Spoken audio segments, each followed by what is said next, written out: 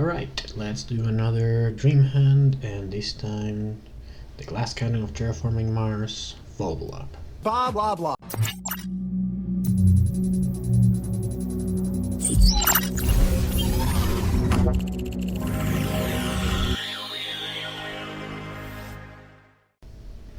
Okay, before we start, I'll quickly repeat the ground rules again. The objective is to just find the best possible hand for a corporation, including any preludes and any expansions, if any, you can use. And I will not be choosing like the best cards in the game, but more the cards that have more synergy with the corporation in the game, because that's more fun. Also, I will be trying to play all the cards in the first two generations. I might save a point card for the last generation or something like that, but mostly in the first, only a few in the second, if at all. And finally, with card draws, I will only be assuming the card that I draw if I'm drawing cards with attacks, and I'm actually gonna do that for the first time in this video. But it's not, Phobolog wasn't really the reason I decided to do it like that, but if I ever do anything like MSI or Celestic, like those corporations' strength is really on the tax on the cards they draw, so it feels fair. But the Phobolog will take advantage of that. So let's talk about Phobolog. Blah blah blah. The Glass Cannon of Terraforming Mars. So it's the only corporation before Terra Labs to start with less than 30 mega credits, meaning they can only buy 7 of their opening 10 cards, and they're just really weak outside of space cards. So they start with 10 titanium, and the effect is basically Mercurian alloys or advanced alloys, half of advanced alloys, and that their titanium is worth 4. And they have a space deck. So basically, if you have space cards, good space cards, you can keep Phobolog. Otherwise, they're the most useless corporation in the game. The problem with that is that space decks are not efficient early. They generally have victory points, and that inflates their price. And they're also priced somewhat taking into account that space can be paid with titanium, and that space is the tag that gets nearly all the discounts. So they're pretty much overpriced often. And so yeah, Phobolog kind of pays for it. And so this might be one of the corporations that I play the least, but that doesn't mean that it's not like so much fun, you know. Like if you get a Phobolog hand, it's really fun, and that's what I sort of came up with. So let's get started. Okay, let's go over what we are tracking. So we're gonna be tracking 8 things for this one. First of all, science and space tags. We're also gonna be tracking the value of titanium, as you may have guessed, your mega credits, your titanium, and then your titanium production, your energy production, and your mega credit production. Okay, so let's begin. The Phobolog Dreamhand is a 7 card hand. They can't buy anything more than that, so it's 7 cards. And so take that, and you start with basically 2 cash after that from your 23, and everything else stays the same. And so for my preludes, and as I said, I will almost always do preludes. The first one is a pretty terrible prelude that I almost never play, but I kind of need it for this one, and that's Loan. Loan is going to give me 30 cash, so my mega credits go to 32, but my mega credit production goes to -2, right? And then my other prelude is Acquire Space Agency. So that's going to put my titanium at 16, and the rest stays the same. Now, Acquire Space Agency also draws 2 space cards, so I now have 9 cards. The only requirement is that 2 of those have to be space, which spoiler alert, most of them will be. Now this is the rule I mentioned, but I'll do a quick. I'll mention what I would do differently if I didn't use this rule at the end. Okay, so my first card should come as a surprise to no one. Is the best Phobolog card, Advanced Alloys, or maybe the best Phobolog card. Like titanium production is also really good. But advanced alloys, basically I get a science tag, my space tag stays the same, and titanium value goes to 5. Now I have to pay this with pure cash, so I go to 23, and then the rest stays the same. After that, I'm gonna play a card I really like, and it's especially good with Phobolog, is Solar Wind Power. You'll see why I need this, but this is my second science tag. And my second space tag. Now, because titanium is worth 5, I can actually pay this with 2 titanium and a mega credit. And then I get the 2 titanium back. So I go to 14, I go to 16. And now I have 1 energy production. So that actually only costs 1 mega credit with Phobolog. Now after these, now I have 2 science tags, so I can play Mercurian alloys. Now this is a space tag, but I'm gonna play with cash. And so my space tags go to 3. Titanium value after this goes to 6. And my mega credits go to 19. My titanium stays at 16. And yeah, everything else stays the same, basically just mega credits and titanium value change.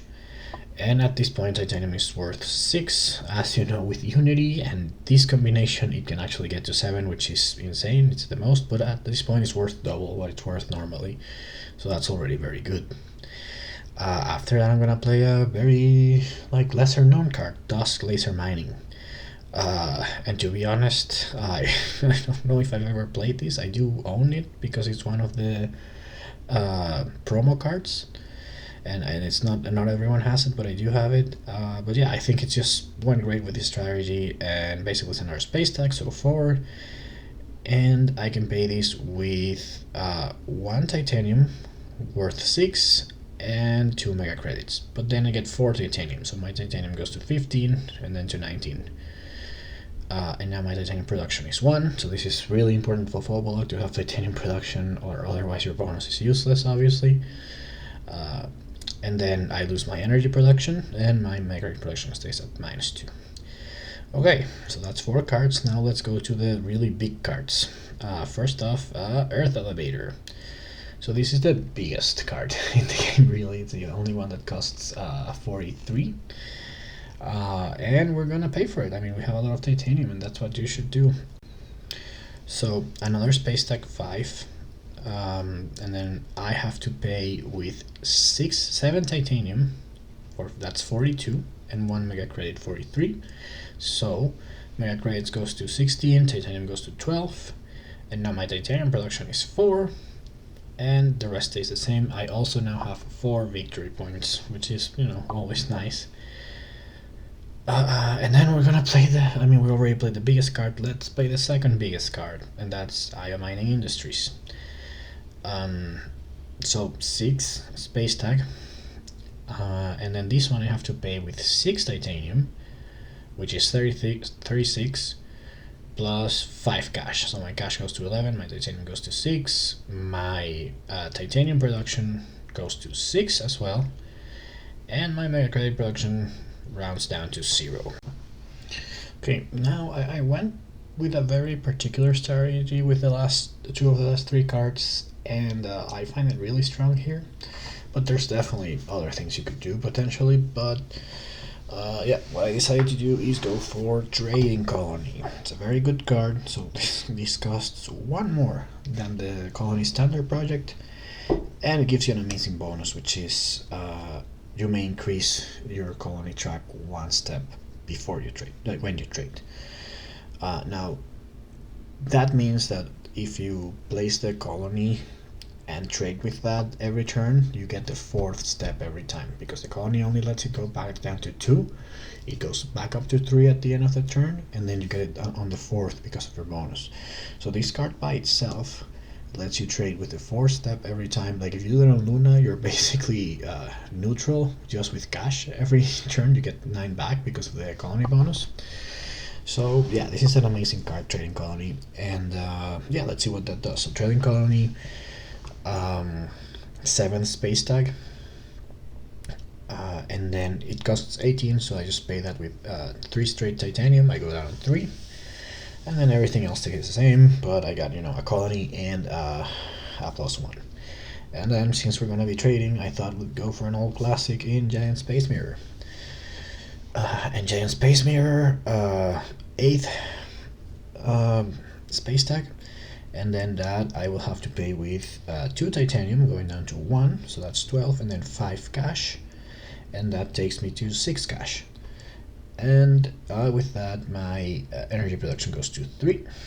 And then finally, because Phobolog, we don't want the usual Phobolog one-trick pony, only get space cards, and it is true that with this hand, if you don't get anything on space, I mean, I did a Colonies thing, and that's kind of safe. That kind of opens your options, but satellites. Yeah, satellites, so it'll be your 9th space tag until you get to 9 money production. Which is really nice, and we will pay that with my remaining titanium and 4 mega crates. So I got 2 mega crates left, but I have flexible production of money. I did not increase my terraforming rating at all, so every hand, well, let's go over what we did with Phobolog. So our income is gonna be 29 on the second hand, just on cash, but 36 extra with the 6 titanium. So you can pay every space card every turn, right? There isn't going to be a turn where you find a space card that you can't pay, and you can probably pay for 2 or 3. 36 is actually the price of the most expensive remaining cards, Large Convoy and Giant Ice Asteroid, and then 35 Solera.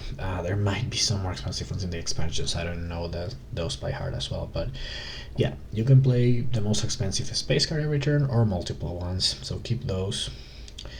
But then also you can trade to the 4th spot of the colony where you place your colony every turn if you want, or to the 3rd one of any other colony, which is really nice, and you have the 3 energy to do so. Other than that, you didn't really do much. Probably the weakness here is that you have no cards. So let's talk about your upcoming strategy. So what would you do in the next few turns? So first of all, if Pluto is in the game, you place your colony on Pluto. That's where you have to place it. And yeah, you trick there as much as you can because you will need cards to exploit this huge advantage that you have. Obviously, in the draft, we're going to be keeping most of the cards, even the bad ones. So, Airbreak Ammonia Asteroid, keep it. Especially because it's a space tag and you can pay it with, 4 titanium. And, it's still not great, but hey, it's basically 3 free heat production and 1 free plant production, so keep it. You're kind of like started on a Jovian path. You have 1 Jovian, but it's the best Jovian to get early. It's a multiplier, and most Jovians have a space tag, and Colonies has a lot of Jovians. So yeah, go for a Jovian heavy game, but also if like the colonies in the game are very terraforming, like you have Ganymede and Io, fully exploit that, it'll be fine. But yeah, pretty strong hand, and that should be your strategy moving forward. Now let's talk a little about the expansions and why I did or didn't decide to go with them. So obviously Prelude is in the game because I have Preludes. Not much to discuss there. But then let's talk about Venus. And I ultimately decided not to go with Venus. Now, Venus does have more space cards than the base game. Venus has 40 out of 49 cards, which is 28.5%, whereas the base game has 42 out of 208, which is 20%. So it does increase the number of space tags, but those space tags are not that great with Venus, and they don't lean towards anything in particular other than terraforming Venus. So I could have included it, but I just feel it doesn't really, help you strongly. Like, yeah, you might be able to play Giant Solar Shade, which is, it'll cost you 4 titanium plus 3 and get, 3 terraforming rating for free. It's great, but other than that, I don't know. Yeah, and there's some floaters that do kind of synergize with colonies, but a lot of them you have to place them on Venus cards. So I decided not to go with Venus. I felt like it also diluted the Jovians, which would be your best path to victory. And there are a lot of Venus cards that have nothing to do with space. Really, I mean, not as much as you would hope. So I decided not to go with Venus. It does increase the space tax, but it does dilute the Jovian, so no. Okay, Colonies. So I obviously went with Colonies, and Colonies, the main reason is that it gives you something to do when you're overflowing with cash. And you have the energy now, so real no-brainer. Also, the amount of space tax is even higher in Colonies. It's 19 out of 49, so that's 38, nearly 39% of the cards have space tax. But the thing that really gets a lot better is the Jovians. So the Jovians in the base game are 12 out of 208, that's 5%. In Colonies is 7 out of 49, that's 14%. So that's almost triple the ratio in Colonies. So yeah, definitely a good expansion. And also, like I said, this gives you something to do, and Pluto would be like the best thing to ever happen to you with this hand because of the Jovian strategy, and all the space decks that you can play for free. So definitely, we want Pluto in the game. Finally, Turmoil. I decided not to go with Turmoil, and I know you're thinking Unity and the Scientists. So first of all, it doesn't add a lot of cards that you can use. I think there might be no space cards. Yeah, there's 0 space cards. It only adds 16 cards, so it's not that much, but there are 0 space cards and 1 Jovian, which is not that great. So I mean, it doesn't do a lot for you in terms of that. And then the Senate. Okay, so the thing about Unity is that it's overkill. And the other thing about so it only helps in the thing that it's a win more condition at that point. The thing that would help you more is the bonus, which counts Jovian, Earth, and Venus tax, and I didn't include Venus, so that could change it. But so far, you've played every card. You have no cards in hand, and you have 1 Earth and 1 Jovian tech. And then the other thing that could help you is the Scientists or the Reds to make the game slower. Definitely could help. So yeah, this was really hard, but I decided to leave it out ultimately because you get no help from the pool of cards, and really the Reds are a maybe. You might actually want them if you get some asteroids. So, and then Unity's overkill, and the Scientist, you have 2 science stacks as well, so that's nice. You get a small bonus early, and you draw the 3 cards, which is really important. So that could be the main reason, actually, not Unity the Scientist, but I just feel like the greens and Mars First give too much of an advantage to a ground player, and Unity actually gives a bigger advantage to an Earth player or someone with less titanium production that actually needs that policy more. So yeah, no Turmoil. Alright, finally let's talk about the boards, and this is gonna be easy, but yeah, let's do it. So let's start with Tharsis, and Tharsis is a very ground heavy map in terms of milestones, so you're out of all 5 basically when you begin the game already. You have 0 building tax, 0 plant production or greeneries, no cities, you have done nothing that will help you terraform, and you are at 0 cards. Now in terms of awards, you probably get minor, and you're in a nice track for banker, and not bad for scientist, but nothing special. But being out of 5 milestones is a big no. Also the plan layout in the map, I think it's really good for a ground player, so yeah. Elysium, so Elysium also very good for the ground game in that middle section, a lot of plants. And if you look at the map, you are 1 away from Specialist, and it's mega credit, so you should be able to get that even though you have no cards. You might think you have an advantage of Tycoon because you have 9 cards already, but you're also out of cards, which means you need to